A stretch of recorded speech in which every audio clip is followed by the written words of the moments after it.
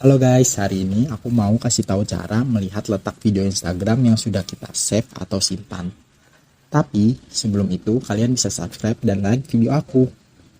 Pertama-tama kalian buka aplikasi Instagram.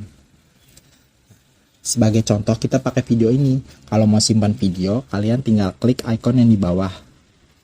Berada di bawah video. Jika kalian mau menghapus video yang disimpan, kalian bisa klik lagi icon tersebut sampai tidak berwarna hitam.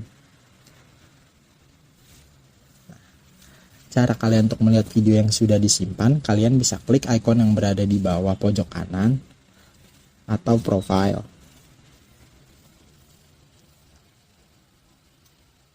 Setelah itu, kalian klik icon yang ada di atas atau kanan garis 3 ini.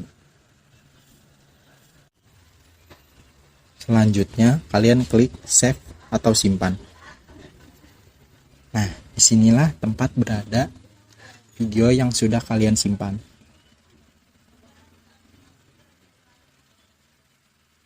Terima kasih sudah menonton, semoga bermanfaat.